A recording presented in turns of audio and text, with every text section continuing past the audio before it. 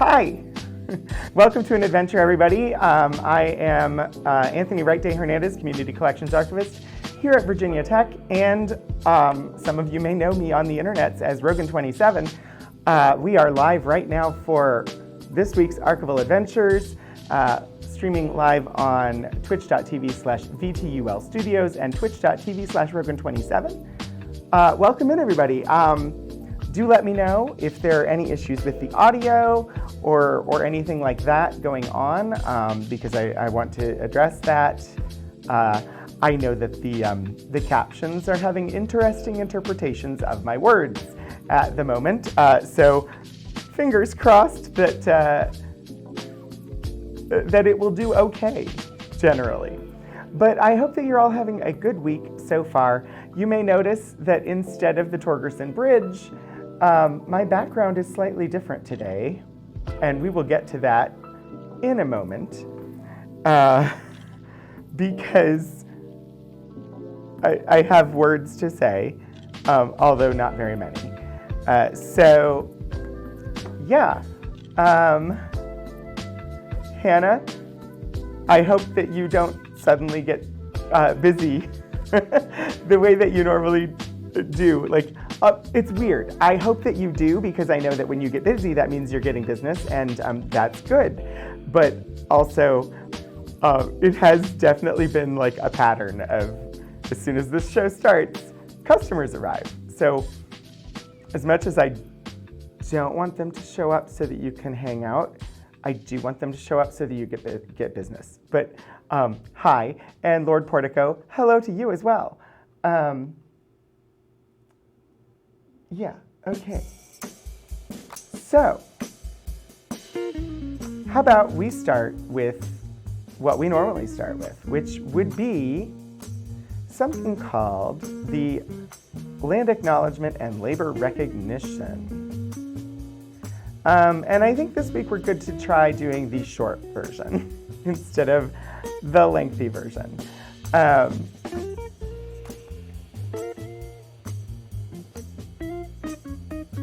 Is it not going to work? There we go. I have no idea why it didn't work the first time. But thank you, Hannah. Yeah, we've done the long one the past couple of weeks, and I think we're good to do the short one. Wow, it is 74 degrees in here. I am starting to feel a little warm, so I'm going to turn on the fan. If fan noise gets overly loud, let me know, and I can try and reposition it so it doesn't blow as much on the microphone. But having a little breeze will certainly help. So, Virginia Tech acknowledges that we live and work on the Tutelo and Monacan people's homeland, and we recognize their continued relationships with their lands and waterways. We further acknowledge that the Morrill Land Grant College Act of 1862 enabled the Commonwealth of Virginia to finance and found Virginia Tech through the forced removal of native nations from their lands in California and other areas in the West. Virginia Tech acknowledges that its Blacksburg campus sits partly on the land that was previously the site of the Smithfield and Solitude plantations, owned by members of the Preston family. Between the 1770s and the 1860s, the Prestons and other local white families that owned parcels of what became Virginia Tech also owned hundreds of enslaved people. Enslaved black people generated resources that financed Virginia Tech's predecessor institution, the Preston and Olin Institute, and they also worked on the construction of its building. Yeah, Hannah, I see your note there. Thank you for, listening to the Land Acknowledgement and Labor Recognitions. As always, I think it's important that we start the program by looking at them and paying attention, but yeah. So, it makes sense that you misspelled it. I just, looking at it, couldn't figure out how you misspelled it, but looking at it now, I see it. But anyway, and I'm going to mention this time. We haven't dug into these. The new ones sort of appeared at the beginning of the, I think it was the beginning of the academic year. Has it been that long? Maybe it was the beginning of the calendar year. I don't know. We came back and suddenly I was setting up one day and the link didn't work. And I went and found it and there were new ones. And they're much more detailed. And some of the language in the labor recognition I would have done differently.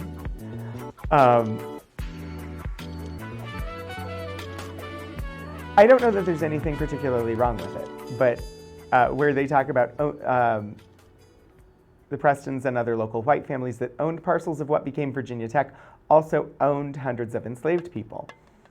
That sentence would be better ended with also enslaved hundreds of people, which is more accurate, shorter, and easier to read. Hi, Shadows of Life. When we've updated our finding aids, we went to that format for talking about slavery in the United States. And I'm sure there was some debate over exactly how to phrase that to arrive at this. I don't know because I was not involved in the development. But I keep stumbling over it right around that spot because it reads sort of weird to me. And it feels like they're just shying away from explicitly saying what they are trying to say, which is there were white families here that enslaved black people on this land. And we now have some of that land, and there is residual wealth that the university has because of that.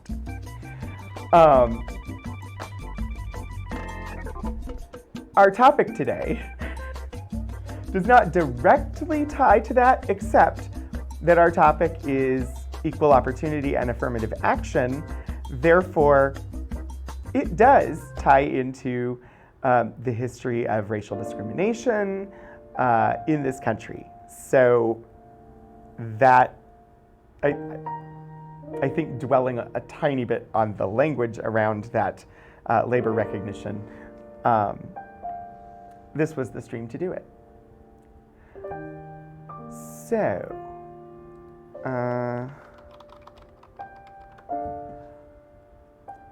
today we have the records of the Office of Equal Opportunity and Affirmative Action dating from 1986 until 2006. I've only looked at small parts of these. I've used portions of this for training, and I've helped people do research in these papers, but I've never really looked through the whole thing, so I don't know what all is here. I typically arrive at this collection looking for stuff about Title IX, which we can talk about when we get to. I don't know that I, without looking it up, can give a concise definition of Title IX. I have a general concept and understand it, but don't know that I can concisely explain it without having some text in front of me. So we'll look at it when we get to it. But so we have what is termed here administrative history. The Equal Employment / Affirmative Action Advisory Committee was formed in fall 1975. It disbanded in 2003 with the formation of the Commission on Equal Opportunity and Diversity. The Office for Equal Opportunity and the Office of Multicultural Affairs combined in 2008 to form the Office for Equity and Inclusion. The Equal Opportunity function was restructured to fall under Human Resources in spring of 2010. When that broke off, the Office for Equity and Inclusion became the Office for Diversity and Inclusion, and the Office of Equal Opportunity became Equity and Access under Human Resources.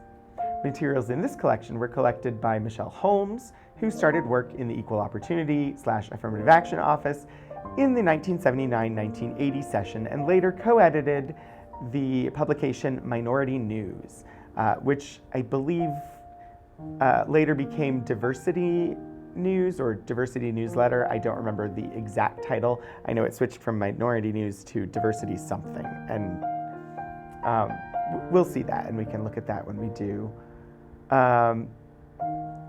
So these are papers from that office. It includes minutes, affirmative action plans, proposals, grants, executive orders, and information on faculty recruitment, the family-friendly policy task force, and awards. Also contains materials relating to various events, including Black alumni reunions, plural, and areas of concern, as well as information regarding the workforce and lists of Black alumni. I doubt that we're going to dig through the lists of Black alumni because I believe they have addresses on them. I'll glance at them if anybody's interested in looking for like famous people. I'll glance at them and see if it's something that I can put on screen or not.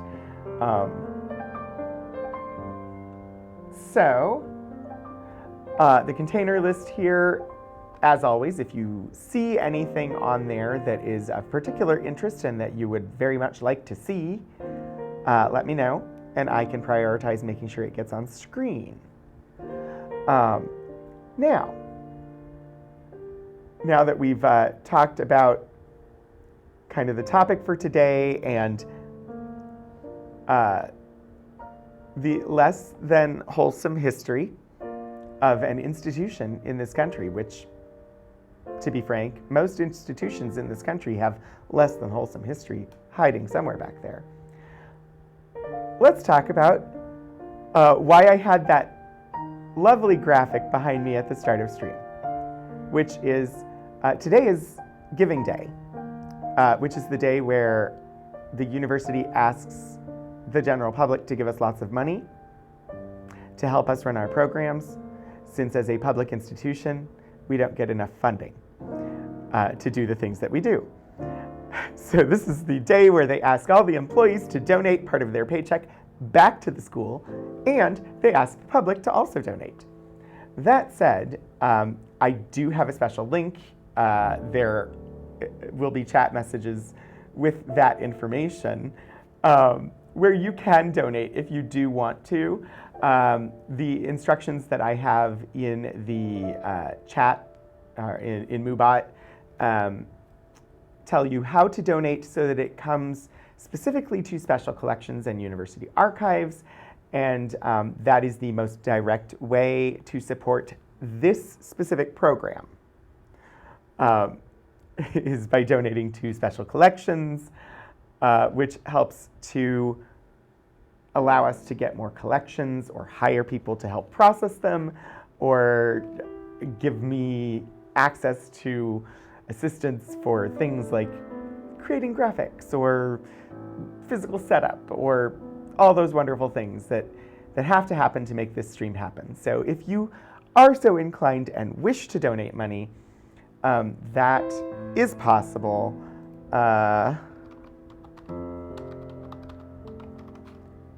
And the information on how to donate specifically to this stream via special collections is there.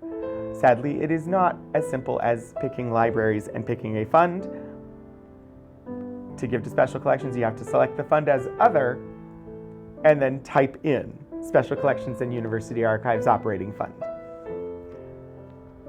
All right. Since that is out of the way, how about we start looking at some historical materials?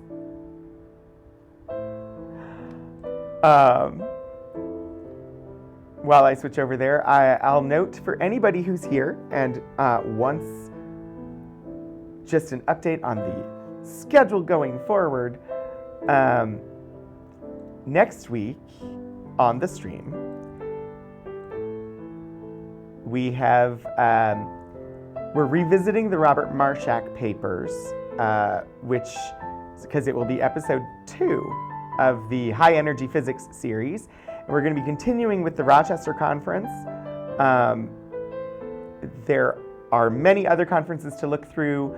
I have skimmed through a lot of them at this point to get a better sense of what I should target for stream. And they're neat. I don't understand a lot of it because it's nuclear physics, but they seem pretty cool, and I'm excited. So, and then of course, when we start March.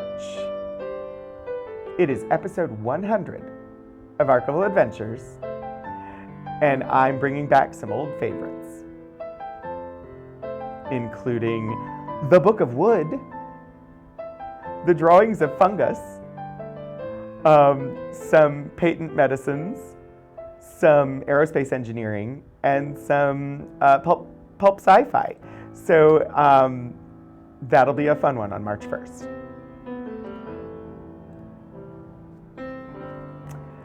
All right, let's look at things. If anybody sees something on the finding aid that you think would be spectacular to look at, just tell me.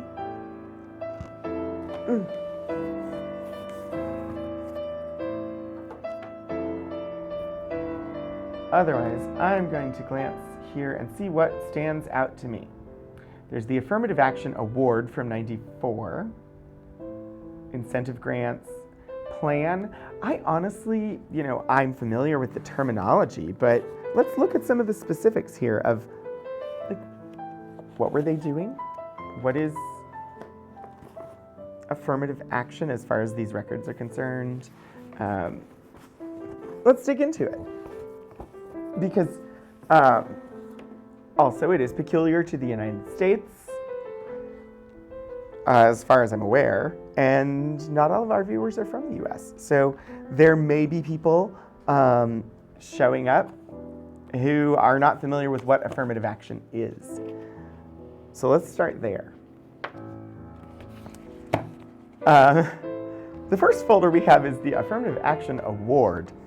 That may not tell us what it is, but we can look at it and see what we learn.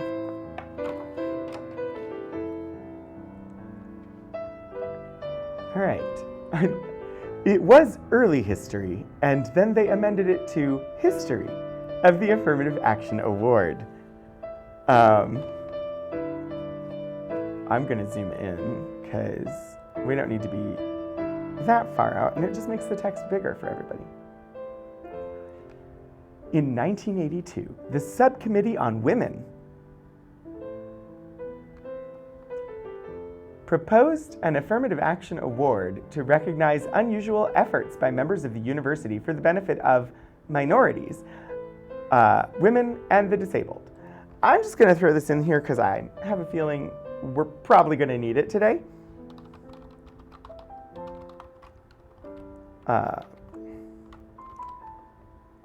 We're just going to say, draw attention to historical terms. Sometimes, as we're looking at historical documents, we'll come across terminology that is out of date or possibly offensive. I forgot to put the exclamation point. Thank you, Lord Portico. So, just be aware, we may encounter some language. There might be content. After further study and development, guidelines were developed and accepted by the larger University Committee on Equal Opportunity and Affirmative Action. In 1984, the first Affirmative Action Award was presented to Paul Torgerson, Calvin Jameson, and Glenn Valentine were awarded certificates of commendation.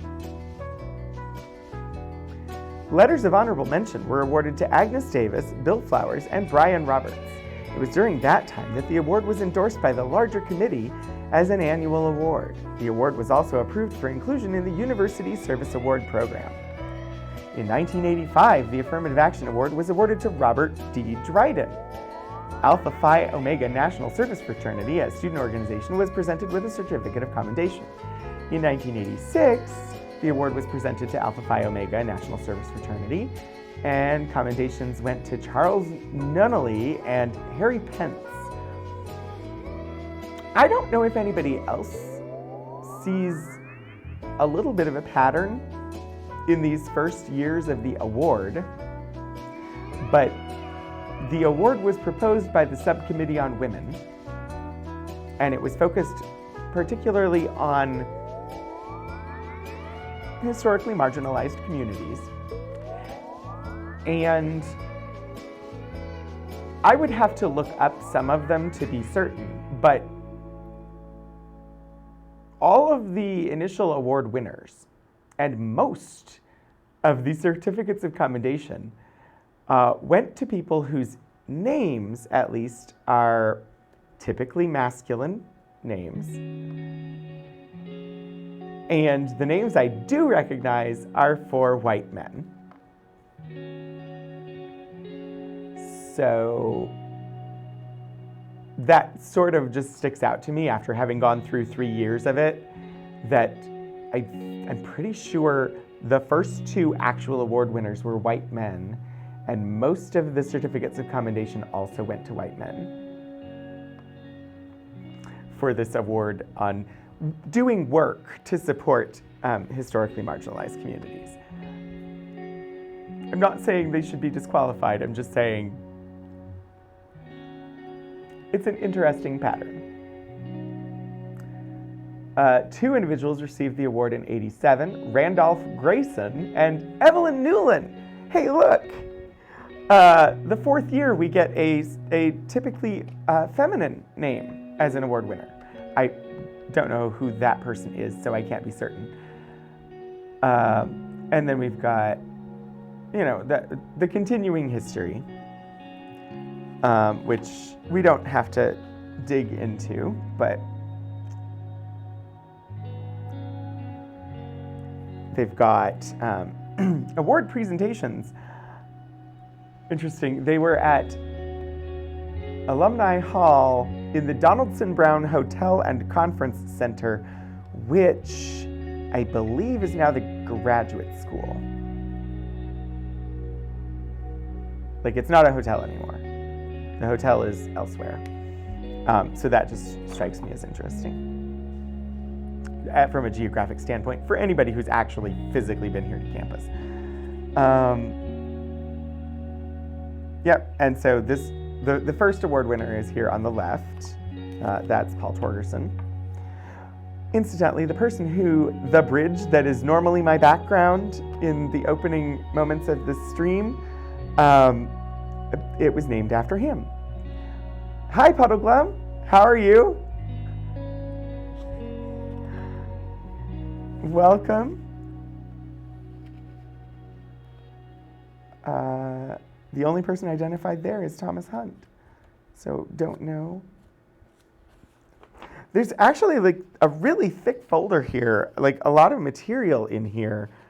I was not expecting this much material about the award itself. Let's see. Aha, yes. 1994 President Torgerson and Chuck Hockenbrough. I'm guessing that's how you say it. Hockenbrough. I think the HT on the end is silent, but I can't be certain.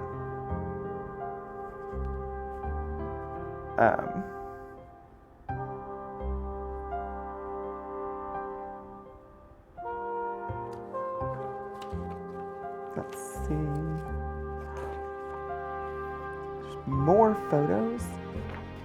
All right. If there's more photos, I should probably put a glove on.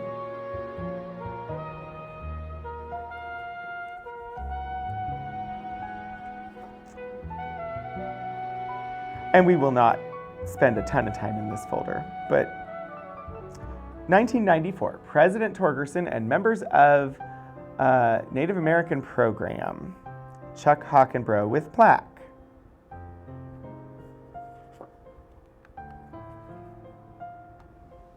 So let's see, that's 94.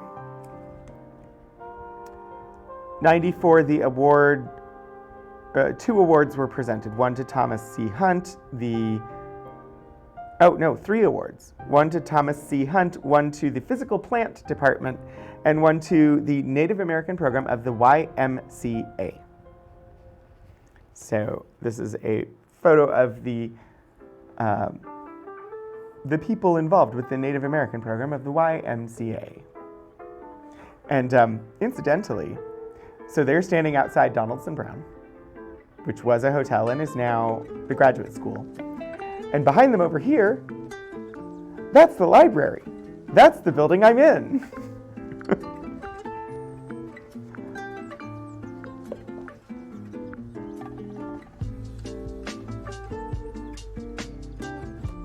That might be the first time you all have seen the library on stream. From the outside, that is. So that's Thomas Hunt, who was one of the award winners in '94. See, I just want to see if there's anything else interesting in here. Not that it's not interesting, but anything worth digging into. A call for nominations from the 90s, I'm guessing. Let's see. I'm going to do a quick flip through here.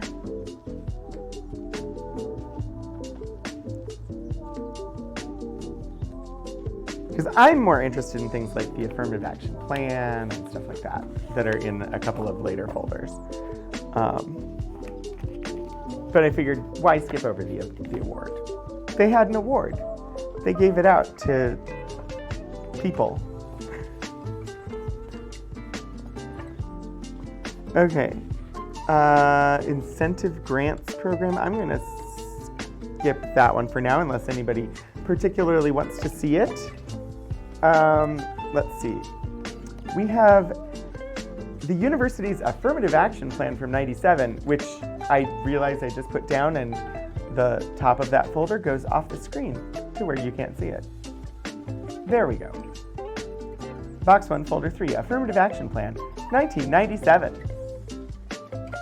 Let's find out. Apparently, the start of this is putting the lie to me saying we were traveling to the 1980s, since it's all from late 90s so far. Also, this is one page, as compared to like the folder full of stuff on the award. I have one page in this folder for the plan itself. All right. October 11th, 1996.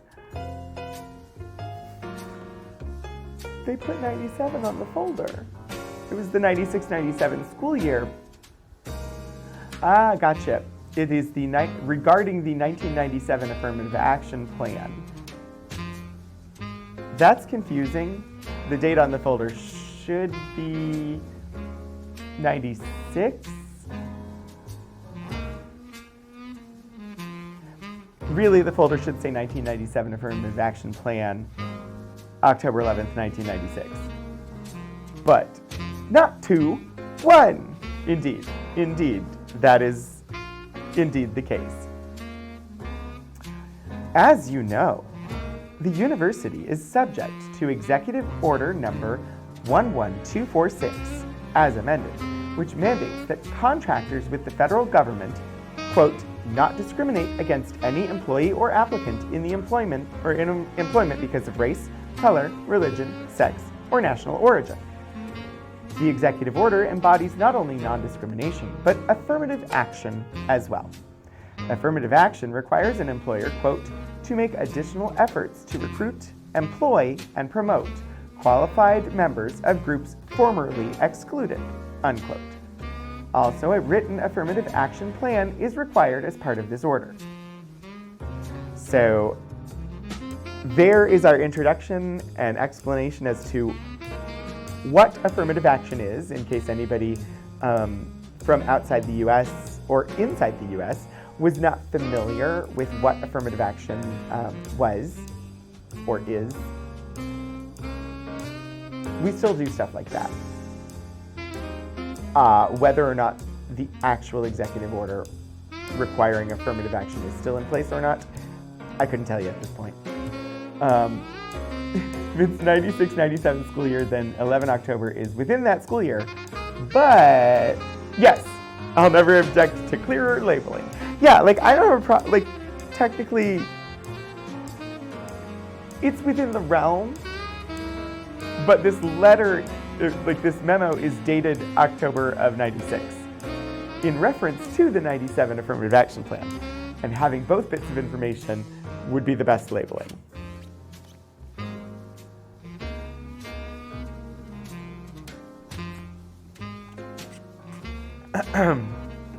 All right.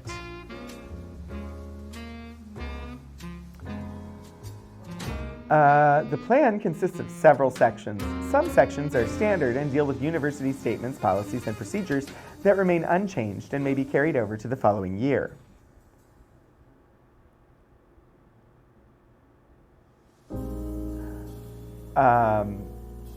Other sections of the plan have to be updated each year. In preparation for the 97 Affirmative Action Plan, we will need your help and input. We realize that the budget reductions in the university's programs, services, and number of faculty positions have affected our affirmative action initiatives. In that light, we will need whatever information you can provide that is related to the recruitment and retention of minority and women faculty that occurred in 1996. The sections that these activities may fall under are listed below. Development and execution of action-oriented programs designed to eliminate problems and further designed to attain established goals and objectives. Support of local and national community action programs and community service programs designed to improve the employment opportunities of minorities and women. These activities may include, but are not limited to, serving on community relations boards, employment councils, community college boards, and similar organizations.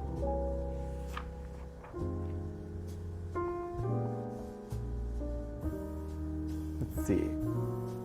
Identification of problem areas that hinder the recruitment and retention of minorities and women. The phrasing is just really interesting to me. Consideration of minorities and women not currently in the workforce who have requisite skills and who can be recruited through affirmative action measures. Our target date for completion of the 97 AAP is January 31st, 97. To that end, we ask that you submit your information to our office. So, just the phrasing minorities and women implies that women are not a minority, but they most definitely are in the context of what they meant by that term at the time. So, oh yeah, tons of cringe in the late 90s. The term minority is not wrong, and it's not like an offensive term or anything. It's a bit outdated by today, but definitionally speaking, going by the definition of the term minority in use in late 1996, women were also a minority. So using that term and saying minorities and women is just strange phrasing. And I assume that the reason it is written that way stems from the fact that the entire affirmative action effort was spearheaded by the Council on Women. So that would be my guess as to why it's that sort of phrasing. Also, just knowing what I know about sort of the thrust of attention at that time at this university, when they're saying minorities, they mean Black people. And so saying minorities and women, what they mean is Black people and women, because they don't pay any attention to other racial minorities or other marginalized communities that might exist. When they talk about diversity in the late 90s at this school, when they talk about minorities in the late 90s at this school, they're talking about Black people. And only Black people. That phrasing could be mirroring the way it's possible, yes, and I don't know the specific language that was used in writing the laws at that time. But yeah, we have one memo on the development or talking about the updates for the 97 version of the plan, but no actual copy of the plan, which is what I was hoping for. Let's see what else is in here.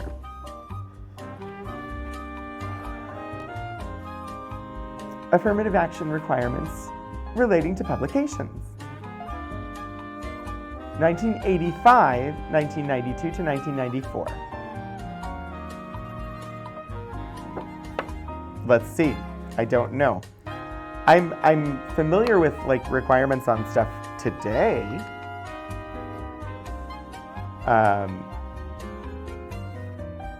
But this was back, like, okay, so 85,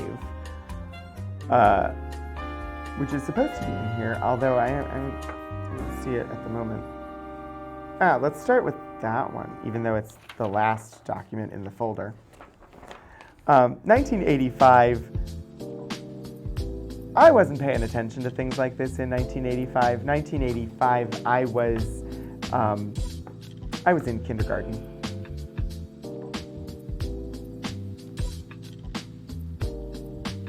So, you were basically a philosophy major in college. It's in your nature to be a close reader and possibly read too much into texts. Yeah, and anybody who's paid any attention to the law knows to parse things extremely precisely and debate the meaning of ambiguous phrases. The program I went through library school for had a specialization where you could become a law librarian, and so I had a lot of fellow students who were in the law librarian program. And there was a legal issues for librarians class that we had to take where we had to read legal cases and things like that. And so I know how to dig in and really parse what are the possible interpretations of this phrase. So you weren't in 85? Yeah, I was in kindergarten in 85, which is when this memo was from. Let's see. Subject, EOAA brochure, Equal Opportunity Affirmative Action brochure. All state agencies have been directed to distribute the attached brochure, sadly not attached. Hopefully we have a brochure somewhere in here, but not in this folder, which describes the equal opportunity / affirmative action complaint process at the state level. Employees having questions, concerns, or complaints relating to discrimination are encouraged to contact the Virginia Tech EOAA office for assistance. The option of going directly to the state or federal agencies is always open. However, we are usually able to resolve situations at Virginia Tech if the EOAA office is contacted, which is definitely what they would prefer. They definitely prefer handling it in-house so it doesn't end up in the media. Interesting, this is requirements relating to publications is the name of this folder, but this document doesn't have anything to do with requirements relating to publications. It doesn't mean it was misprocessed, because I'm guessing that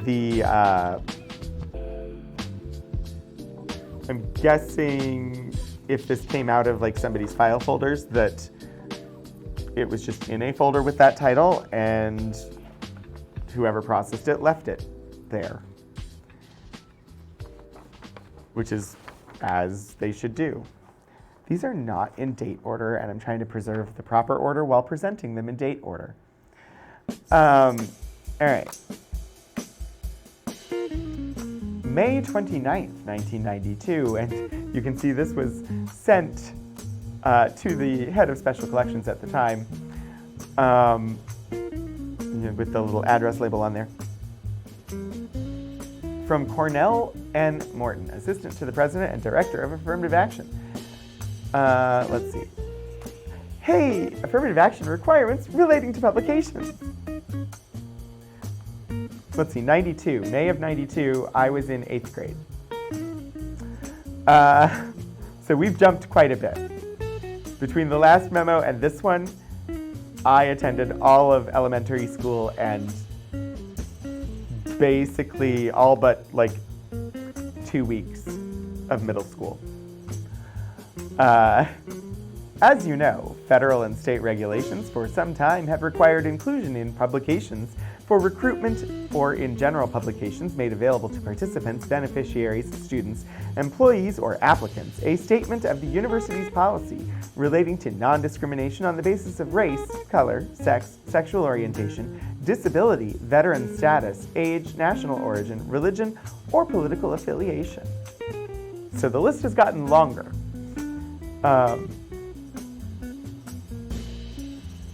Was there an email address? I do not see one. There's a phone number and a physical address, but the letterhead does not have an email address. And it just has a 7-digit phone number without area code. Interestingly, the following year, the one that we'll look at in a second, has a full 10-digit phone number plus a 10-digit fax number plus a 10-digit TDD number, which is I don't remember what the letters stand for, but it's for assistance for people that are hard of hearing. But still no email address.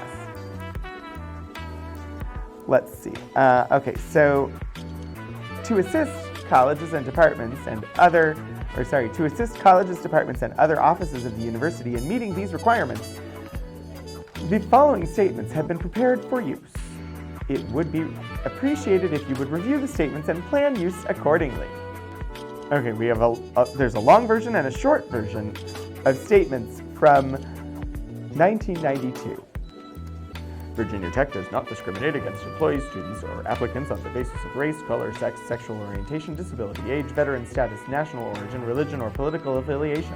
The university is subject to Titles 6 and 7 of the Civil Rights Act of 1964, Title 9 of the Education Amendments of 1972, Sections 503 and 504 of the Rehabilitation Act of 1973, the Americans with Disability Act, the Age Discrimination in Employment Act, the Vietnam-era Veteran Readjustment Assistance Act of 1974, Federal Executive Order 11246, State Executive Order Number 1, and all other rules and regulations that are applicable. Anyone having questions concerning any of these regulations should contact the Equal Opportunity / Affirmative Action Office. I feel like the statement has definitely gotten shorter over time.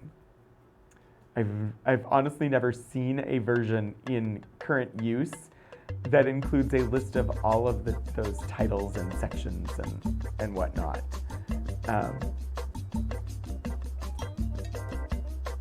So the shorter one does not discriminate against employees, students, or applicants on the basis of race, color, sex, sexual orientation, disability, age, veteran status, national origin, religion, or political affiliation. Anyone having questions concerning discrimination should contact the Equal Opportunity / Affirmative Action Office.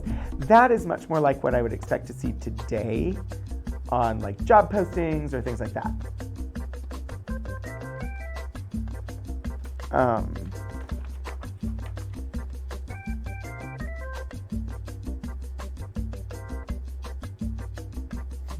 Use of these policy statements has been mandatory for some time, and every effort should be made to assure their continuing use.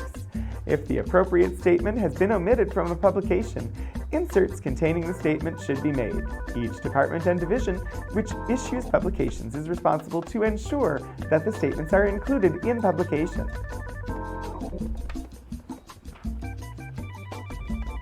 And yet, I'm sure they had plenty going out that didn't have the statements.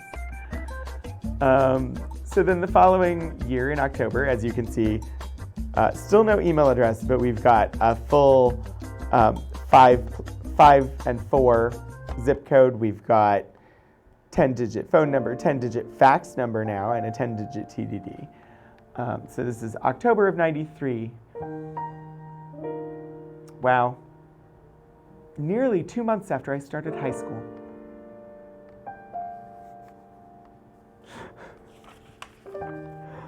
Um, I'm not going to read the whole thing again because it is basically the same. The note, the slight changes. Actually, no, there are some actual like changes between these two. So let me.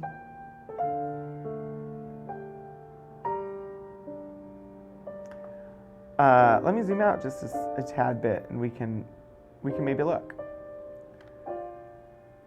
I mean, they're not significantly different, but let's see. Does not discriminate against employees, students, or applicants on the basis of race. So in 92, it was race, color, sex, sexual orientation, disability, age, veteran status, national origin, religion, or political affiliation.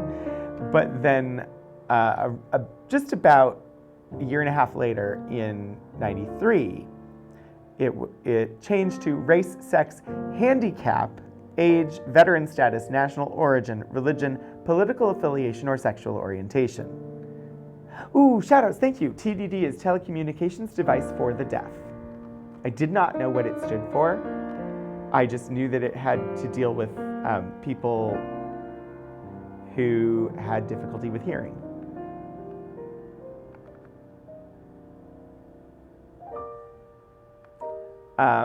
So we've lost the word color. We've added the word handicap.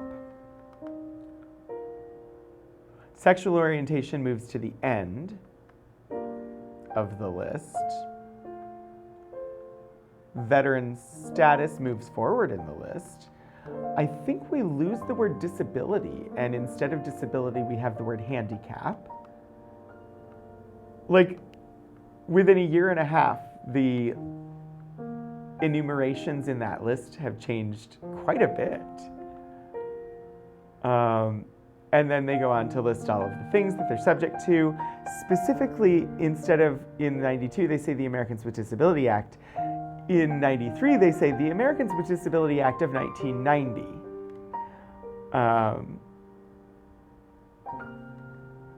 And then at the end of the 93 version, it gives contact information that also, instead of just saying the name of the office as the place to contact, gives an address as well as the phone number to reach out.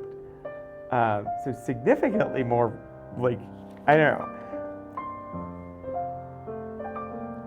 It's different. And then I also have the something here from 94, but it's much, much shorter. Hello, Lord Portico. Thank you for the hydrate. I will take a sip of water. And yeah, if anybody glances through that finding aid and sees something that you'd like me to pull out so that we can look at it, let me know.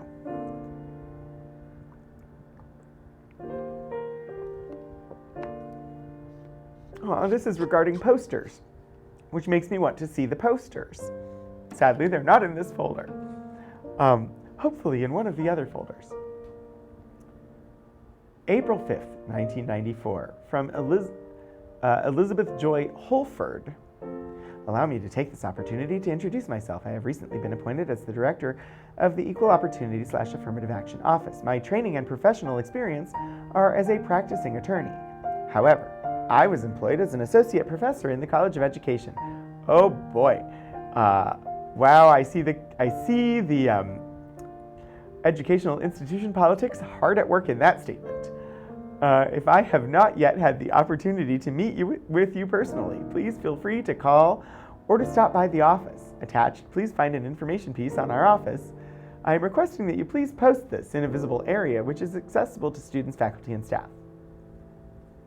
So it's the statement of my training and professional experience are as an attorney.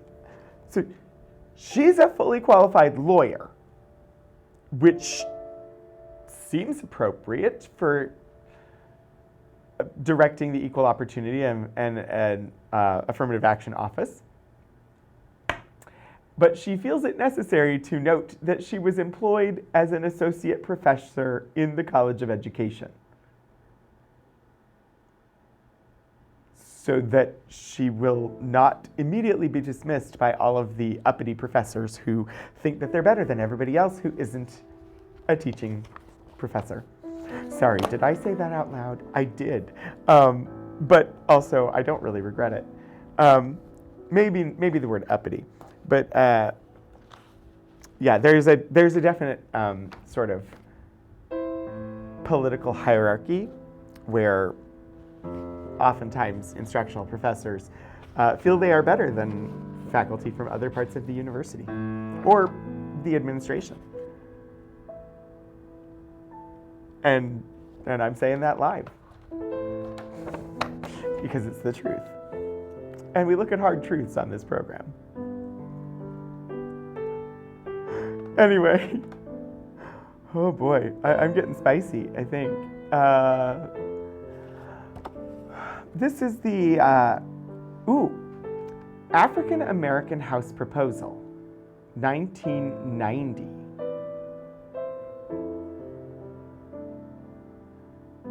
So I'm curious about this. I don't know the history, but I know that Ujima, which is the living learning community, is much, much newer than that.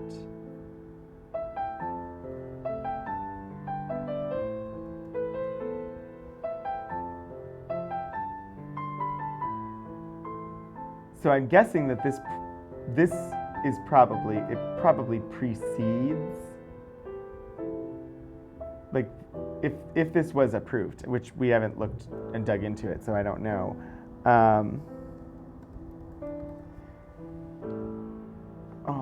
I was looking at this just recently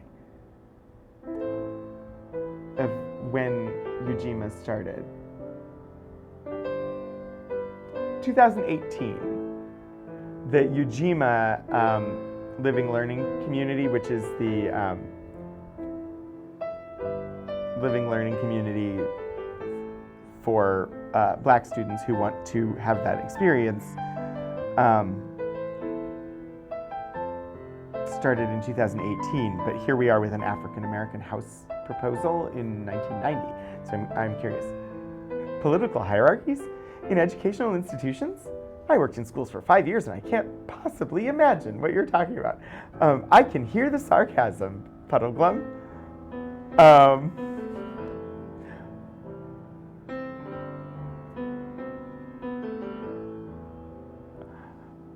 Now, I will clarify and say, I'm not targeting anyone in specific. This is not like a subtweet situation where I'm thinking of anyone in particular when I'm saying that. It's just like been my experience that there are some hoops to jump through and lack of respect given from certain professors at certain times when it comes to non-research or non-teaching faculty. So, slight redirect and clarification there. Let's see what this is. Let's see, August 7th, 1990. Let's go back in time. So this is from the Vice President of Student Affairs regarding African/American House. Interesting. I'm confused by the slash. Do they mean that there will be students from Africa and students from America in this house? Please find attached several documents relating to the African/American House proposal and ensuing study. Barbara and I appreciated the opportunity to meet with you concerning this project and will keep you appraised. So let's see what this proposal says. Dated July 27, 1990. Status of the proposal for an African American house. And with the hyphen, it means something completely different than with the slash between them. with the hyphen, I assume it's going to be African Americans living there. This memo is written to summarize the activities this summer, reference the proposal to establish an African American house. 2 meetings have been held since the June 7 site visits, and as we have discussed previously. It became evident during these visits that further clarification of need for the facility was required prior to launching ahead with this project. The students who accompanied us on the site visits quickly adjusted their needs to the most spacious and elaborate facility, abandoning what I had perceived as the primary objective of the proposal.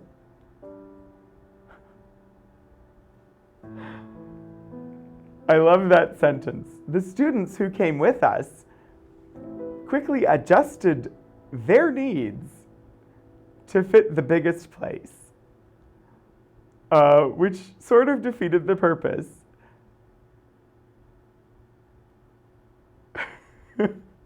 That's hilarious. The need for an informal social gathering space. Okay. This quickly became secondary to the need for social programming space. The need for social programming space opens up an entire new set of issues, one which was not introduced until the site visits, and undoubtedly one which requires further study. A meeting was held on June 18th to inform the Black community of the proposal to establish an African American house and to seek guidance from the community at large.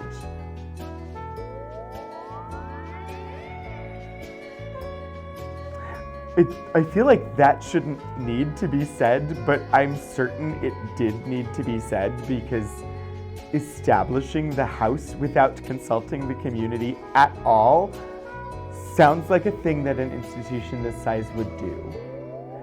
So it's good to see that they were consulting with the community with regard to the establishment of this house meant to benefit the community. All Black students enrolled in summer school with current addresses and all Black faculty and staff were mailed a copy of the proposal and an announcement of the meeting. Approximately 45 persons attended, which included 9 faculty and staff. Derek Dyson and Deborah Parsons were invited to describe AAH and the Black Cultural Center, noting how the two would differ. A survey was administered prior to any discussion to ascertain the extent to which those present were aware of the two projects. 36 were completed and returned. A typical respondent was a female student member of a predominantly Black organization. It was encouraging to learn that the majority, 69% of those who completed the survey, was aware of the proposal for AAH prior to this meeting. 47% indicated that they understood the difference between AAH and BCC. I mean, hopefully they understood the difference between AAH and BBC, because it definitely was not the British Broadcasting Company. Discussing Likert scale survey. Incidentally, if anybody is not familiar with what a Likert scale is, since it's mentioned here in this letter, the Likert scale survey is when you're given one of those things that says, please rate your level of agreement. This is an example. It can take a couple different forms, but please rate your level of agreement with the following statements. And then you get statement, and then you have options, and there are generally 5 of them in a standard Likert scale, where you've got greatly agree, somewhat agree, neither agree nor disagree, somewhat disagree, and greatly disagree. That is a Likert scale question. And that range provided is the Likert scale itself. All right, so let's see. They did a Likert scale to find out what the greatest needs were for the students. The strongest need identified by respondents was the need for, quote, a place to find information on the contributions of Black people. And then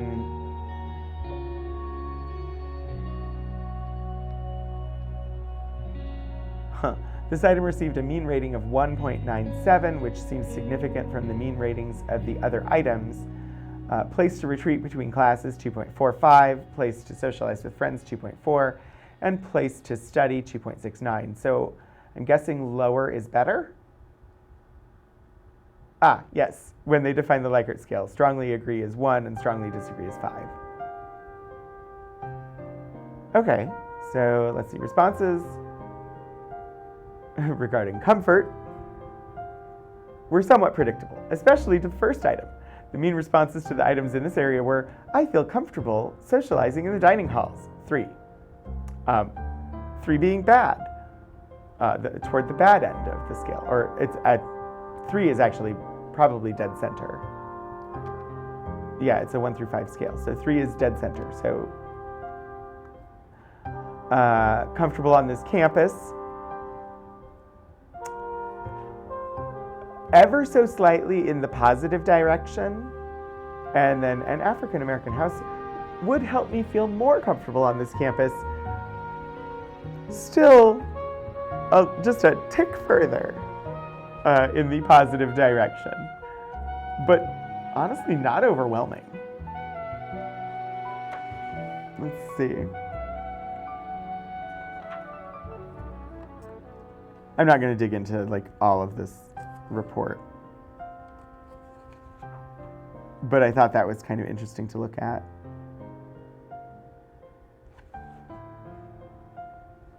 And we've got comments from the survey, data from the survey.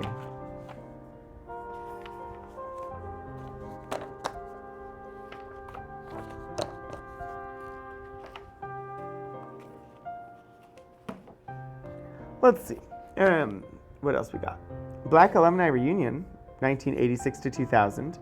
Black Athletes, Football. Black Faculty and Staff. Breakfast with ... Speakers Series.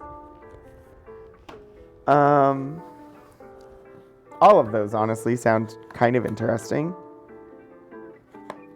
Faculty and Staff. Committee on Classroom and Campus Climate. Ooh, yeah, and we definitely want to get to this one. The Coordinating Council on Women's Concerns, which we'll talk about why when I get to it. But I'm going to pull a few things here.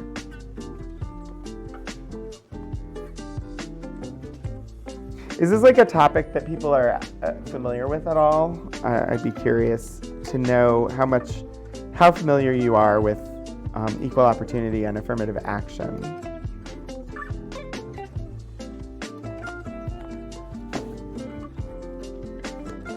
Let's see, faculty recruitment, family-friendly policy, child care.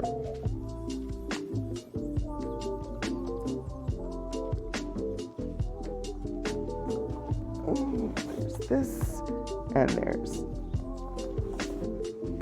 that. I should throw these folders up as I pull them so you can see the titles of what I'm pulling. So there's the Breakfast with, Black Faculty and Staff, Black Athletes, Football, BAR, Black Alumni Reunion, Coordinating Council for Women's Concerns, Ethnic Minority Enrollment Report, History of the Black Sororities and Fraternities, Bell Hooks, 1996. I'm aware of who Bell Hooks is. I don't know what's going to be in this folder. And there's directory stuff, which don't really need. I've got minority newsletter, so y'all can see what one of those looks like.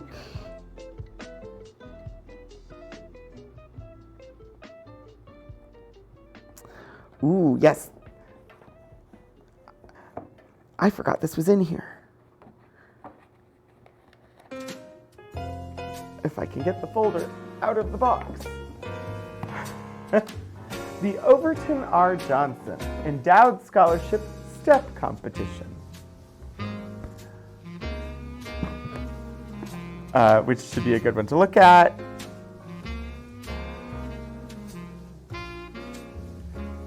Profiles in Excellence. Committee on Recruitment, Enrollment, and Retention. Search and Screening Committees. Sexual Harassment Policy. Smith House, question mark. Special Services for Disabled Students. Gloria Steinem.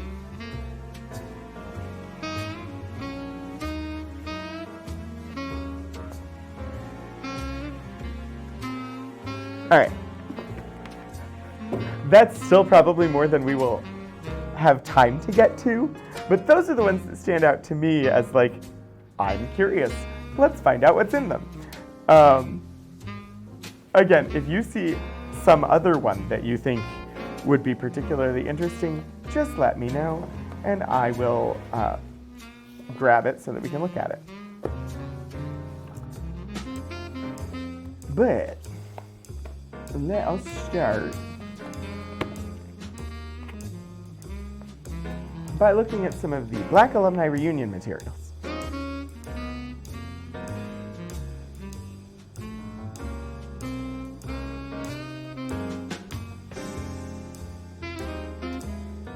So we've got registration postcards from 1986.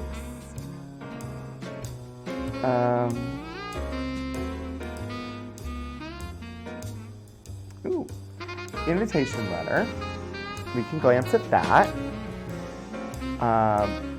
And there's a few things in here that will be potentially interesting. But potentially not. So we don't have to dwell on things, but an invitation. We have a Black History Month mailer. I believe this is 1986. So we can look and see what they were doing in 1986.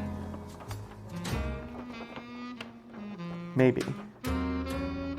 I think it's 86. Interestingly, I have not found a year on this document yet.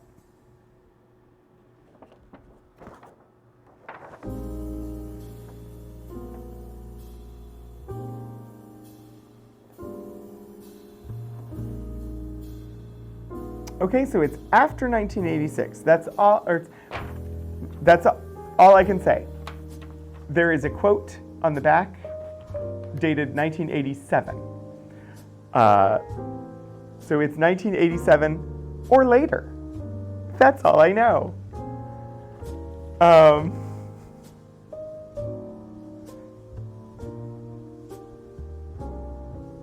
So some Martin Luther King Jr. stuff in January, and then February, just various things. Let's see if anything jumps out at me.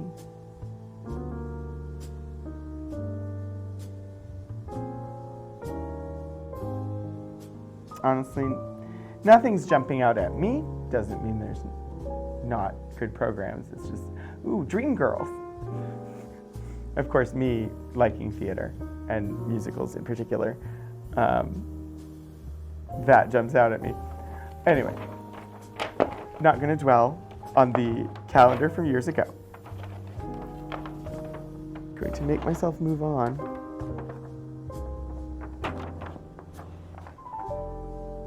If I can figure out how it was folded.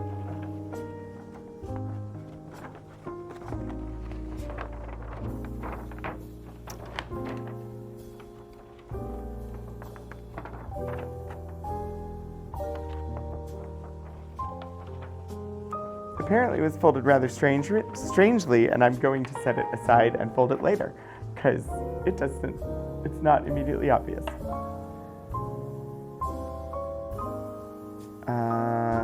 Photograph. That's a big crowd. Oh, that's on the Capitol, at the U.S. Capitol.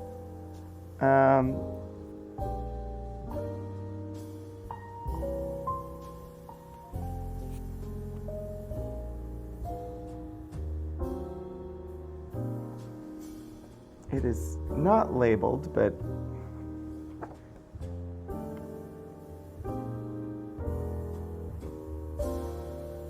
yeah, so I'm not certain which march this is, but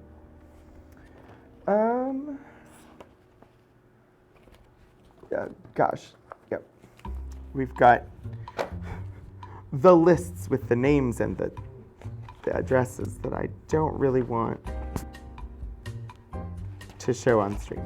So I'm gonna move on from this folder and we're gonna look at something else.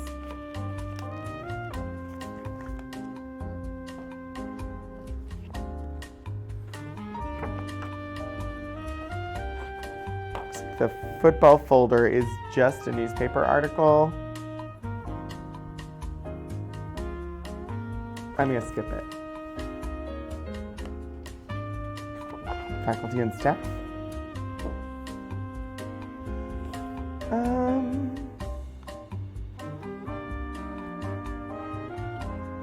So this is listing new Black faculty and staff in the 86-87 academic year.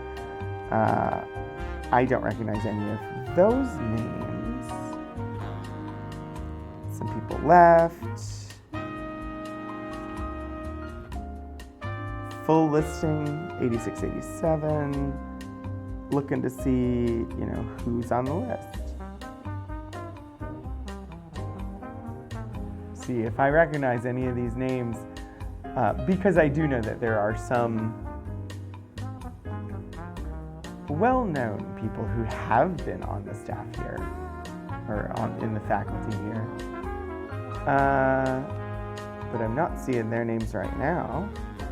If you see a name, jump out. The logic puzzle. How was this folded?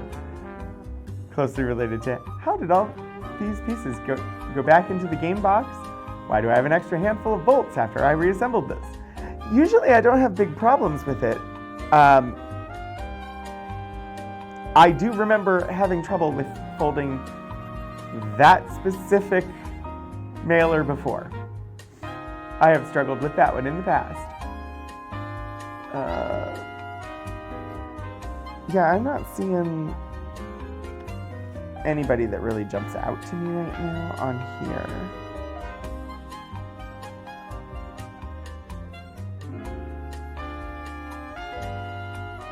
So we've had some famous authors on faculty, but apparently not in 86-87, or at least not in 86-87 where I noticed that that they were listed, which is fine. Sometimes when you're looking through items and you're trying to, do some research or find something, sometimes you find gems and amazing things. Sometimes you run across a string of folders that you're not particularly interested in. And that's a thing that happens, and that's totally fine.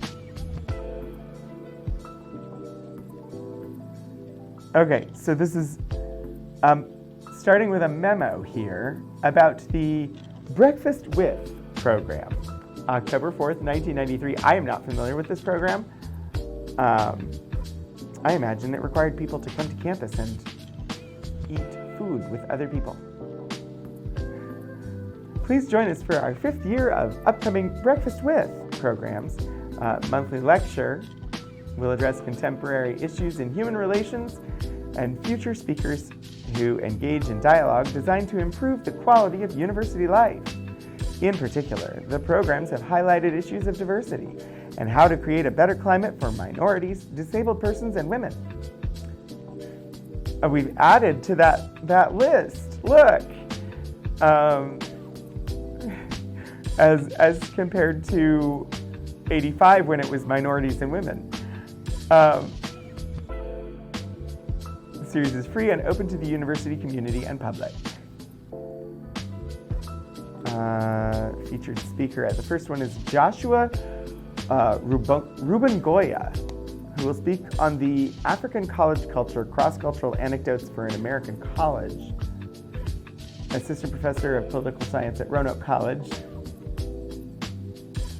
All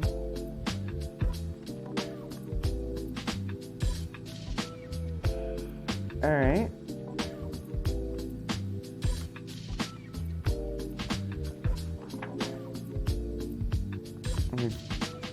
Oh, and then we get lovely flyers. Flyers are fun. These have, look. So, sorry, I got excited. Not because of who the speakers are or anything like that. I'm excited because this flyer has a year on it. It says the year. They never have the year on them. Breakfast with Dr. Janella Butler, Director, Afro-American Studies Program, University of Washington, and Dr. John Walter, Professor, American Ethnic Studies, University of Washington, discussing the changing university, classroom climate, campus climate, and curriculum, Friday, April 20th, 1990. Wow, the campus climate that they would have been discussing is drastically different than the one that holds today. We've got Forrest Toms. Interesting. When I saw like Breakfast with series, I was expecting like big name speakers, but these all seem to so far just be like people who work at universities, which is not a bad discussion series or speaking series. It's just not what I was expecting. Dr. Marveline Hughes, University of Toledo. The Myth of Harmony in Diversity, 1990. Theodore Panther, The Myth of Race and the Impact of Color, again, 1990. Jacqueline Fleming, Blackstone College, 91.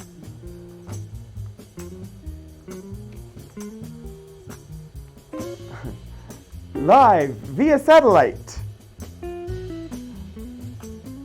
A celebration of Black history and the global perspective. This does not appear to be part of the Breakfast with series. No idea. Bish Sanyal, PhD, from MIT. From Paternalism to Mutual Learning, Changing Relationships Between International Students and American Universities, 91. Samuel Proctor, from Rutgers. William Parker. If better is possible, good is not enough, 92. Quincy Moore.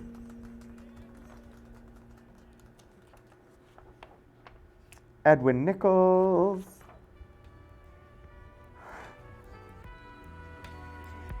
Breakfast with Harris Nation Miller, President of Immigration Services Associates, Washington, D.C., discussing compassion fatigue, refugees in the 1990s. From 94. And boy, if there was compassion fatigue then. Oh boy.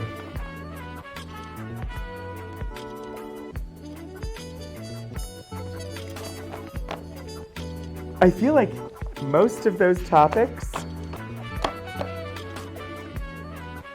could be the topic of a lecture today.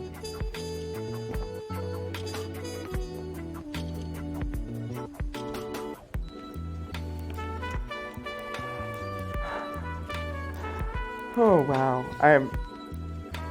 it's interesting to see that early 90s, and I feel like we're still discussing the same things.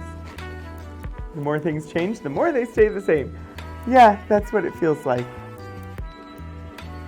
The next folder I have for us is the Coordinating Council on Women's Concerns, containing materials from 1998 to 2001. The Coordinating Council for Women's Concerns was the precursor to the Women's Center at Virginia Tech.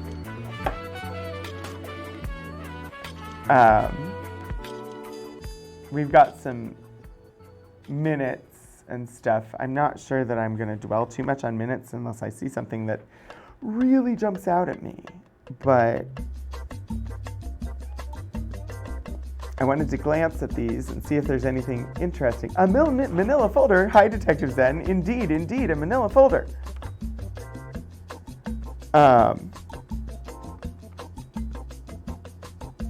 One of the major objectives of the Organization of Women Faculty is to increase the recruitment and retention of female faculty at Virginia Tech. This is dated November of 1999. One of the persistent obstacles to this effort at many universities, as well as at Virginia Tech, has been the lack of support for family issues. This also impacts our students. For example, many female master's students describe lack of support for child rearing as a reason they have decided not to pursue doctorates.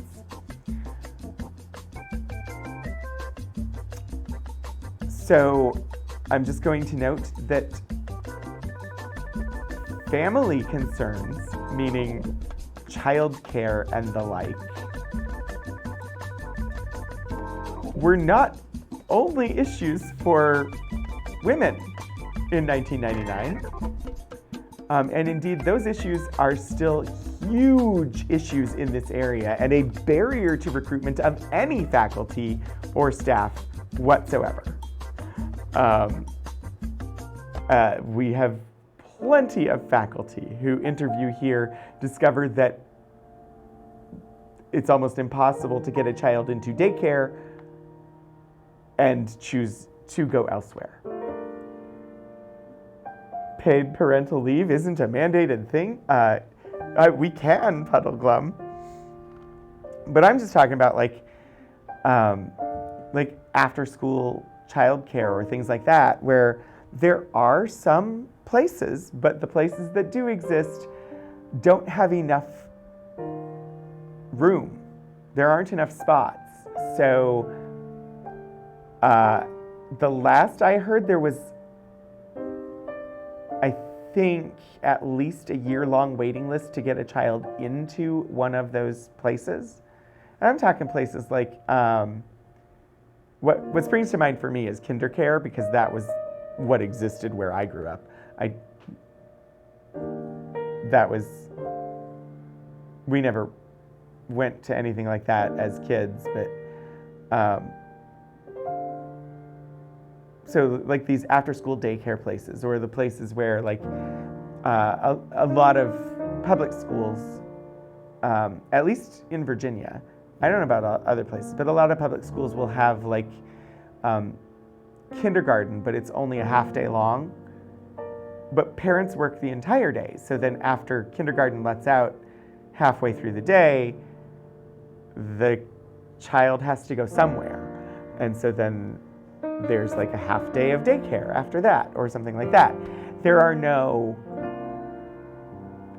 easy to get spots for that kind of childcare in this area, which is a big issue with recruitment of faculty when you're trying to get somebody to move here and they have a family and they need childcare. Sometimes it can be really hard to incentivize them to come here. Apparently that was an issue in '99, but they framed it in terms of it being an issue with recruiting women, rather than what it is today, which is an issue with recruiting anybody. You helped run a before and after school care program for a year. One of the best jobs you ever had. That is great to hear.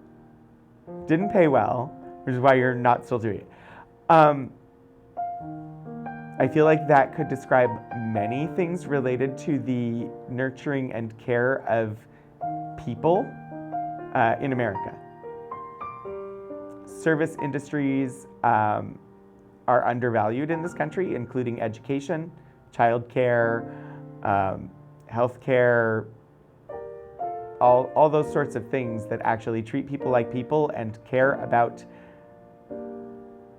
making their lives better, are not well paid.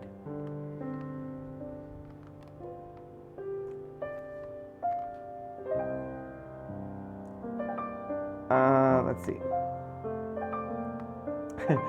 So 99, the next sentence here. The establishment in Newman Library of a breastfeeding/pumping room for nursing mothers provides an important opportunity to improve the campus climate for women who have or intend to have children.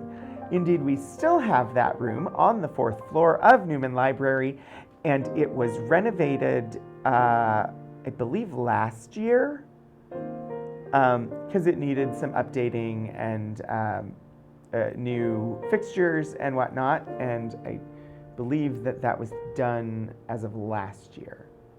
You worked mostly with 3rd through 8th graders of various backgrounds, and they were awesome. I'm sure some of them miss you as well. I never really did, I never really had like after school care. By the time both of my parents were working, we were old enough that had a key to the house on a chain around my neck and let myself in when I got home and took care of myself until my parents got home. Let's see.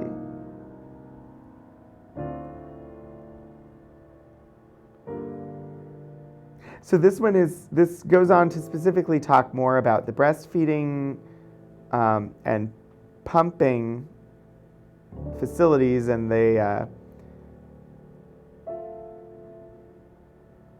are donating $200 towards the purpose of a pumping machine that could be permanently housed in the Newman Library facility back in '99. I don't know that we have a permanent machine in there anymore.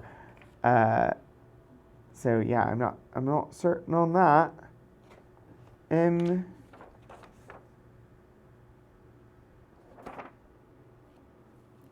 We've got old emails.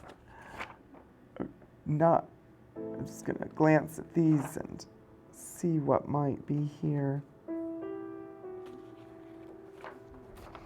Status of women. Ooh. This is interesting. Here are, let's see, comments on the memo, Presidential Search Committee.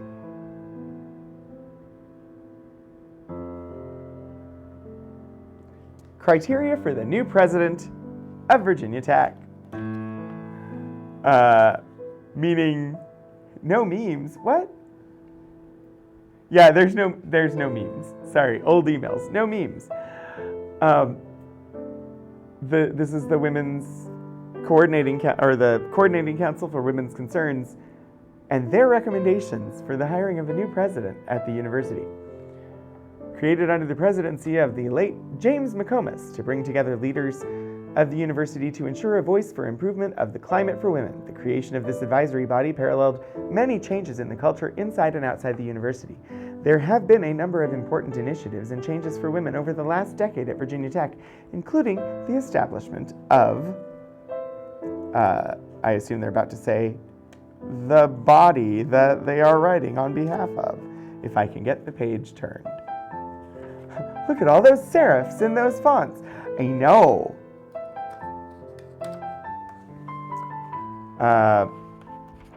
Establishment of the Women's Studies Program, the Women's Center, and growth in the number of women on the faculty. These programs and the added presence of women on the faculty have already made an enormous difference in the climate of our institution. The recent report on the status of women and minorities at Virginia Tech documents, however, how far we still have to go. While we now have 18% women on the tenured and tenure-track faculty, this is again April '99. Virginia Tech is 23rd out of our 25 benchmark institutions on the proportion of women on the faculty. Last among Virginia doctoral institutions in the proportion of women faculty. 53% of college students nationally are female, while Virginia Tech has about 40%. I don't know what our numbers actually are today, but being at the bottom of these ratings does not seem unfamiliar to me. The Coordinating Council also recognizes the serious lack of racial and ethnic diversity among our faculty, staff, and student body, and supports every effort to increase the representation of people of color in every aspect of our university. We must now, there's a thing. Also, I know who wrote this. 1999, and they're phrasing it people of color. Ahead of their time, and not surprising given the person that actually penned this. Wow. We must prepare our students to function effectively in a multicultural workforce. There are skills that employers are increasingly demanding, and that students can develop, at least in part, during their college career. And it's clear to all that men and women must learn to work effectively with one another to reach any personal or professional goal. Diversity has become a critical educational objective. I will note, ahead of their time with regard to phraseology here, but not prescient on the way that communication would change in order to better include people who don't identify as men or as women. They're still in the binary here. So they go on to say, we ask that the committee look for presidential candidates who have experience in enhancing institutional diversity and who will make a commitment to creating a multicultural community at Virginia Tech. We request that issues of diversity, and particularly women's issues, be mainstream concerns in the presidential search, and that the expertise and commitment to these issues be considered as part of the competencies of any selected president. So, yeah.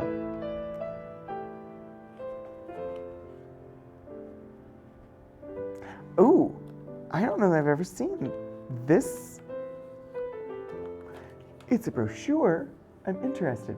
Hopefully the intent in saying men and women was in part to treat the students as adults and not to infantilize them. I would imagine so. I don't remember exactly what they were saying at that point because I was reading out loud rather than reading for me, which my brain processes differently. Let me see what it said.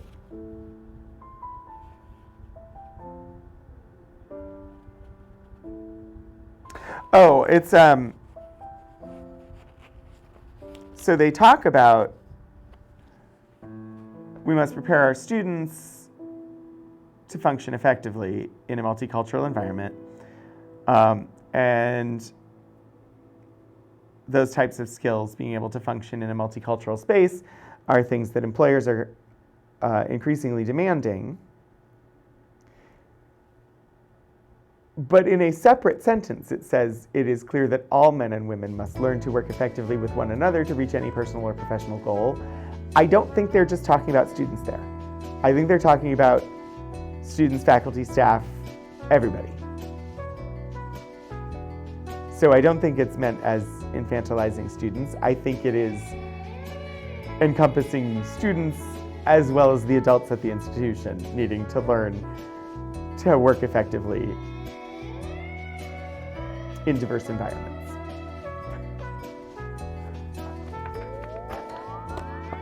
And if it isn't, it should have been, because that is the truth. So this is a Women's Center brochure. I don't know when it's from, but definitely in that era of like mid-90s, given where we found it in here. I've never seen this item before. Those paying ignorant people probably wouldn't come off as sympathetic in an official document. Probably not, Detective said. Women's Way at the Women's Center. In 1921, when the first women students matriculated at Virginia Tech, they were not permitted to walk across the upper quad or even enter the university bookstore. 75 years later, the student body is 40% female.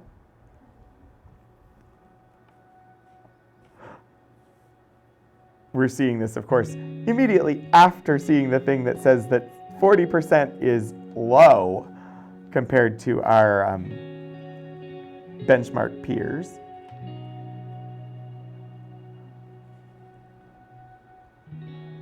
Let's see. And the university has a women's center, a women's studies program, a women in development program, and numerous organizations for university women to commemorate how far we have come and the contributions of thousands of women to Virginia Tech. We are creating a plaza in front of the Women's Center called Women's Way. Women's Way, which will be landscaped and include benches and paths, will become a gathering place for alumni, faculty, staff, students, and community members. And then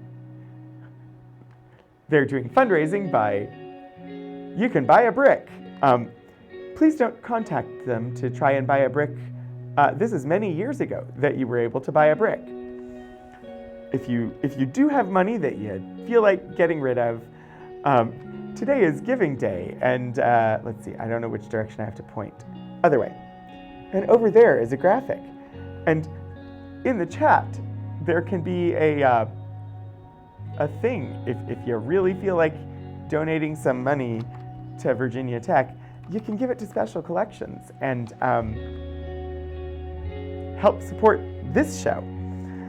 Anyway, there's a brochure where people could buy bricks to create for the. It says plaza.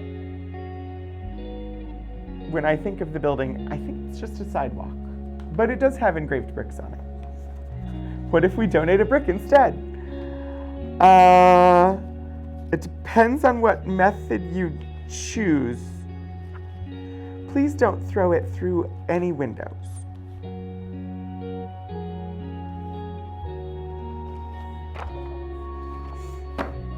I know you like your mischief and your chaos. That would not be appropriate. That would likely be deemed a hate crime and get you in lots of trouble. Let's see, we'll skip the ethnic minority enrollment report because we already know it's going to be low. I'm going to skip sororities and fraternities. I'm curious about what this Bell Hooks folder is. 1996.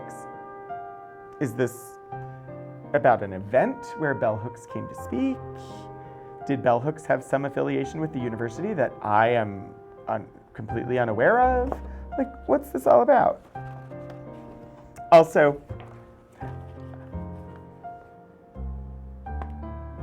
I do not know the person who processed this. I just need to point out that they misspelled Bell Hooks' name. You think you'll just buy bricks at Home Depot instead of through VT. Bell Hooks spells their name with entirely lowercase letters.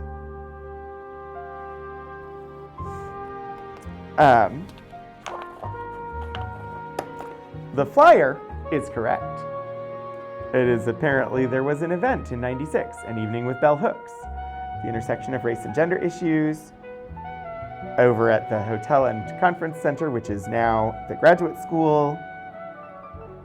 And at the time, Bell Hooks was the Distinguished Professor of English at the City College in New York.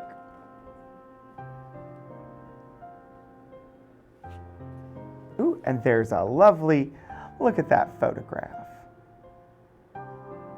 That's nice.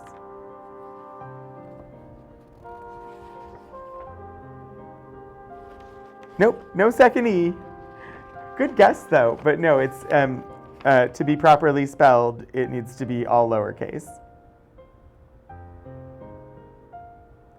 Apparently they had a book signing.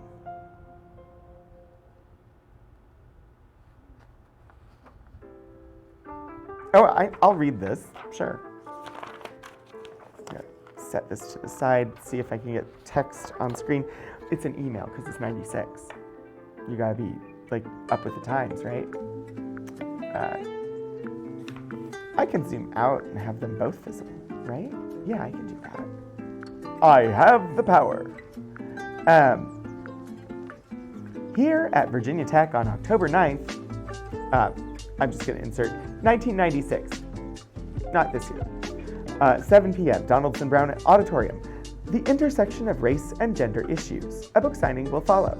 Students are encouraged to attend a special session in the Brush Mountain Room of Squires from 3:30 to 4:30. This is an effort to give them personal time with Bell Hooks. Bell Hooks, a Black American sister, is currently Distinguished Professor of English at City College in New York. I think most of us know who she is, but here's just a few of her publications. Talking Back, Black Looks, Outlaw Culture, Art on My Mind, Killing Rage, Yearning, Race, Gender, and Cultural Politics, Talking Back, Thinking Feminist, Thinking Black, Feminist Theory from Margin to Center, Ain't I a Woman, Black Women and Feminism, and a recent work, Breaking Bread, Insurgent Black Intellectual Life, done with Cornell West. Bell Hooks has also contributed cultural critique and thought to many journals and magazines, including the article Misogyny, Gangsta Rap, and the Piano. This address is a rare opportunity for us to warmly receive an intellectual and humanitarian who identifies with our community. Her visit is sponsored by the VTEOAA office. Also, the following evening, the Black Female Coalition will host a discussion on the topic of sexism and sexual assault in the Black community. And it continues. Thanks for the correction, but you didn't think it was October 9th, 2023? I mean, just had to be clear for anyone watching, and for anyone watching the VOD later, that I was not actively advertising an event that was coming up. I honestly didn't think anybody was going to believe that, but I felt like the clarification was good to put in there. We only have a tiny little bit of time left today, and there are so many good things. I am going to try and fit 2 in the amount of time left. The first one being the Overton R. Johnson Endowed Scholarship Step Competition, 1989. The Overton Johnson Step Show is a well-remembered thing that we have very little documentation on. It was a huge event in the Black community on campus for a long time, and I don't know exactly when it stopped, but it has started up again and is an event again. But it had stopped for a period of time. But we basically have extremely little documentation of it. So here we have a memo, March 28, 1989, noting that on Saturday, April 15th of that year, the Black Greek organizations at Virginia Tech will host the annual Overton R. Johnson Endowed Scholarship Step Competition at 2 p.m. in Burris Auditorium. Held since 1983, the STEP competition showcases the talents of the Black sororities and fraternities at Virginia Tech as they raise money for the Overton R. Johnson Endowed Scholarship. Dr. Overton R. Johnson was one of the first Black faculty members at Virginia Tech and was instrumental in paving the way for other faculty, staff, and students.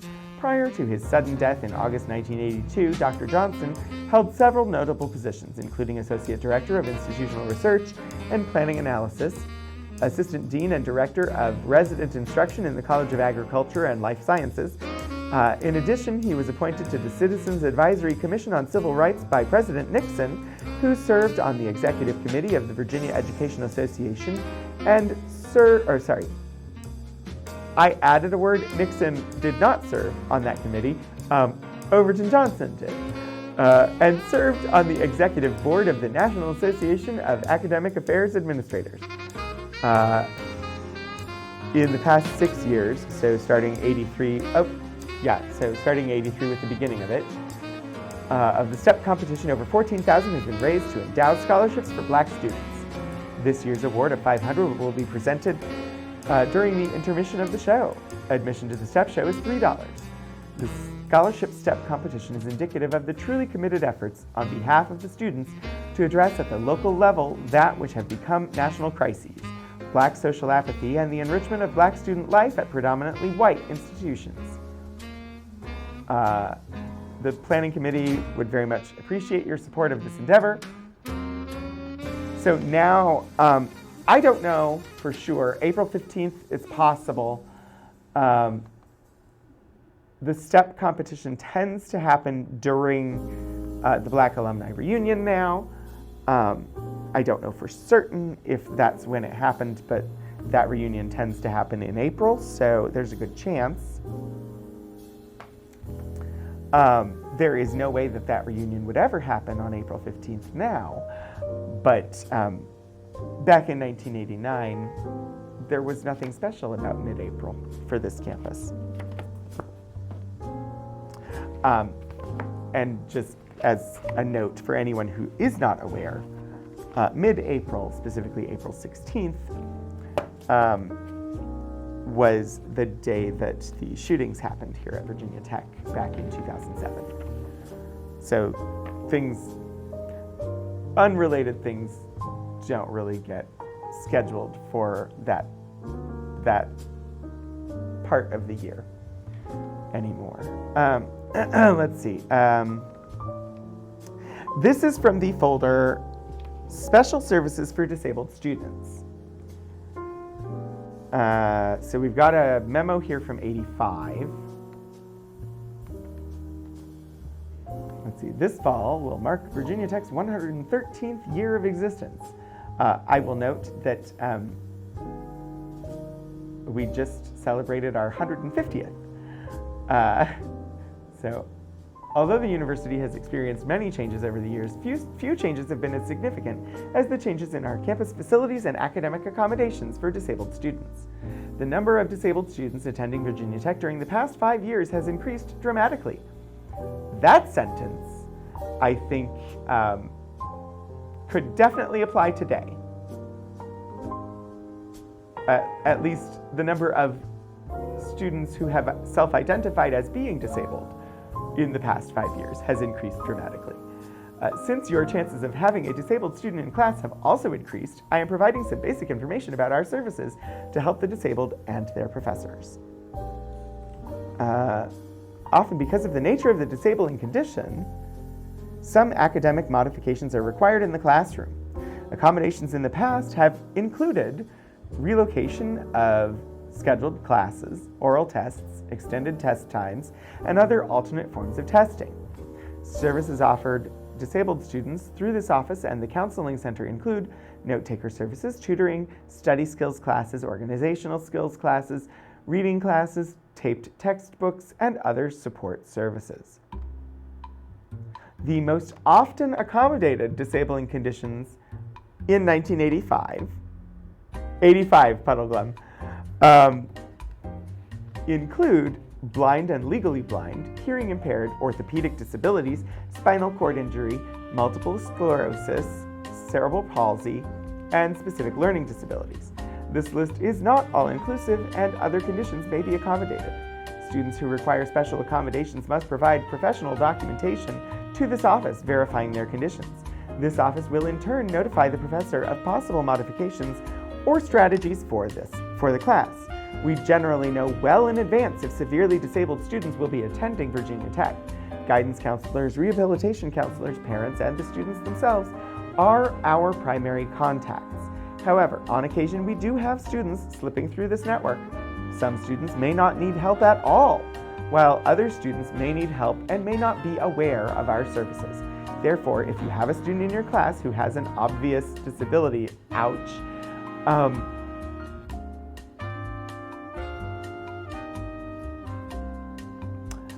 that phrasing just strikes me as not great. Has not talked to you about possible assistance, you may want to inform the student about our support services and ask if he or she is interested in being referred by you to this office. I get the intent with that was meant to be positive,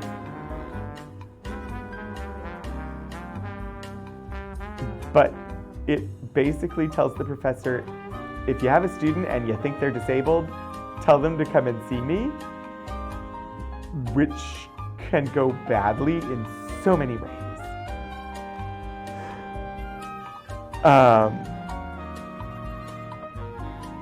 Otherwise, not a terrible memo from 85.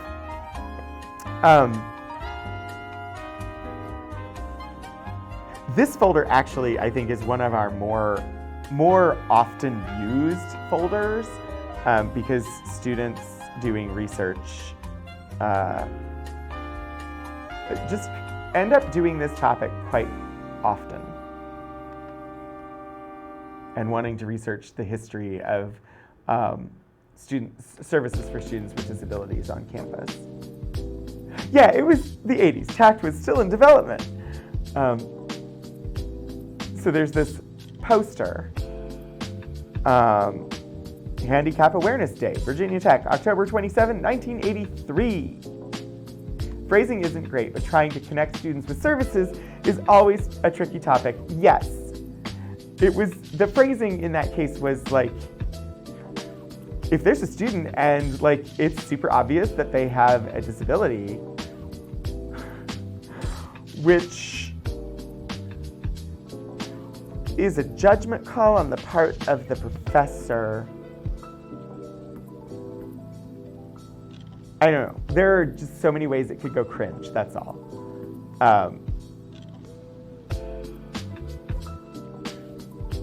So this poster looks like a policy type poster, but it's advertising an event. Blacksburg town officials, merchants, and university representatives will discuss accessibility programs in town and on campus. Panel guests include Robert Stipling, town manager, Michael Connolly, transit manager, John Sutphin, university engineer, Joe Kafer, assistant athletic director, Richard Walters, merchant, Savannah Day, housing, interior design and resource management, Wayne Spear, handicap concerns officer. A question and answer session will follow. Presentations by panel members 9 to 10. Conference room A, Donaldson Brown Continuing Education Center. Films. So they showed 3 award-winning films. I'm curious where they showed them. Apparently just in Donaldson Brown. I wondered if they maybe showed them at the Lyric Theater, which is essentially a small independent art house theater just off campus. The first film, A Day in the Life of Bonnie Consolo, features a woman born without arms who leads a normal, productive life. The second film, Get It Together, focuses on Jeff Minnebraker, paralyzed from the waist down in a car accident. The last film, A Different Approach, humorously endorses employment of the handicapped and acceptance of the disabled into the mainstream of society. I have so many questions. This is the 80s, and I'm scared that these were really not great.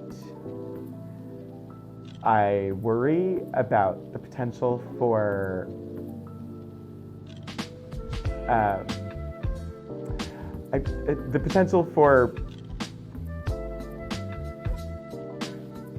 presenting disabilities and being like, oh, aren't they just amazing people because they're able to live their lives with these challenges? I forget, there's an actual term for it that won't spring to my mind right now, but it is not a good approach and ultimately not great. I also worry about what this humorous approach about endorsing employment for people with disabilities is. That sounds concerning to me. I'm sure those films can be found somewhere online. And then they had basketball, apparently. Wheelchair basketball. And apparently Virginia Tech at the time had a wheelchair basketball team, a women's wheelchair basketball team. I do not know if we presently have one. I know that we've done some wheelchair tennis clinics in recent years. They get brought in inside a giant cake. That would be humorous.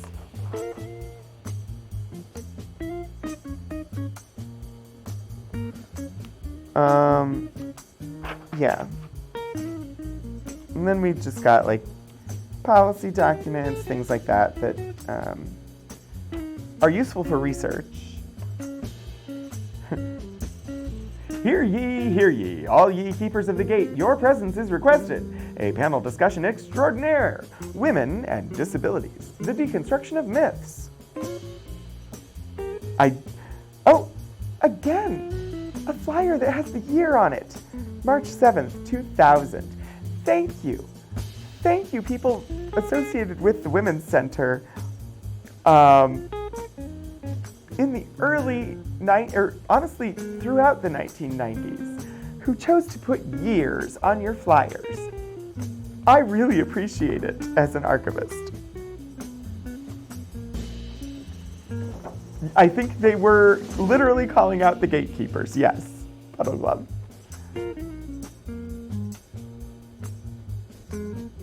So this is what that other poster was mimicking. And this is an actual policy poster that's meant to be posted somewhere so that people have access to information.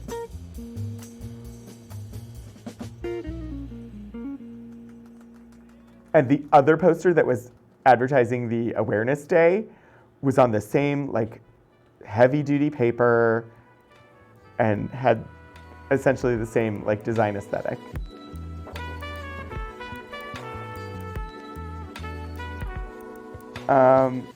All right. We are over time, so I'm gonna stop there. Some of the things were super interesting, some of them weren't. I know for a lot of people that regularly watch the show, digging into Virginia Tech history isn't necessarily the most compelling content, but I appreciate that you come anyway. Let's go ahead and close out for today. I'll do one last plug, just in case you're feeling generous and you want to provide some money to Special Collections to support the work that we do in Special Collections and University Archives, and through the department, support the work that I do on this show. It is Virginia Tech Giving Day today, and so there's a big push to fundraise. There is zero requirement that you give money in any form, but the link is there as well as instructions if you happen to be interested. Coming up next week, I have a continuation of the series we started on the last Wednesday of January, my high energy physics series. You learned they don't want bricks. Indeed, you learned that today. I had in my brain what it was, and then it went away. Yes, so next week, part 2 of the high energy physics series. We're continuing with the Robert E. Marshak papers, looking at the Rochester Conference on nuclear physics. And so it should be a good time. I've identified sort of the pattern in the papers that will help us to jump to more interesting documents quicker. Since it's the second time that we're looking at those materials. And then March 1st will be the 100th episode, and American Woods will come back, the watercolors of fungi will come back, some of the patent medicine materials, some of the Goff materials on aerospace engineering, some pulp sci-fi. I'm going to have an assortment from what were essentially the most popular episodes of the show so far, and we can have fun just sort of hanging out and looking at stuff. I don't know if there will be cake. Probably not, because food and collections together doesn't really mix with Special Collections.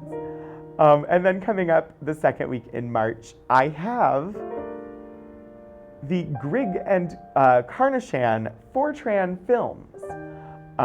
These are animated films from, I want to say 1969. that were animated using computers running Fortran and using punch cards. So we're going to look at that in about 3 weeks. So yeah, the cake is a lie anyway. I should know better than to talk about cake. The cake is definitely a lie. All right, let me see who is on and where we want to throw this raid today. Make sure that this is muted before a live channel randomly on the front page starts screaming through the speakers. All right, there's the Monterey Bay Aquarium as an option.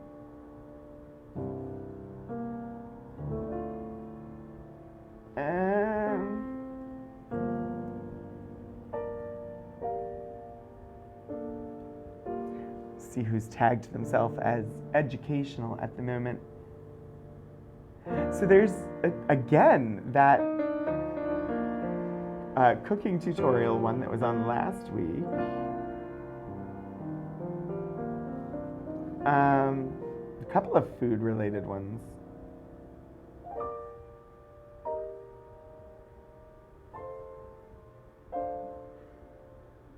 I don't know.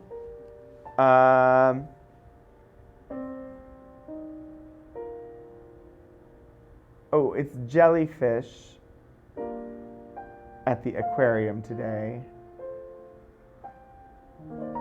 And I know there's at least one person who occasionally watches, occasionally watches, who particularly does not like jellyfish. So I'm going to skip the jellyfish today, and we're going to go head over to Stephen Joyce, who we have not rated in a couple of weeks, and who is, I believe, doing Vampire Survivors.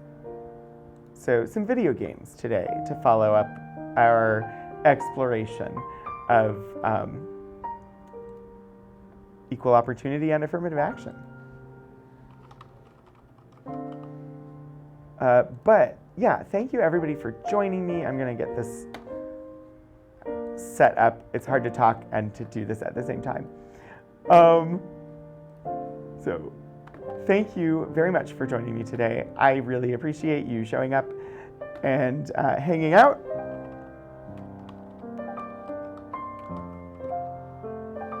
I hope that I will see you again soon. As I said, next week, same 2 channels, same time for our second part in the High Energy Physics series. I hope that I will see some or all of you then. And yeah, thank you very, very much for joining me. Until I do see you again, keep enjoying history.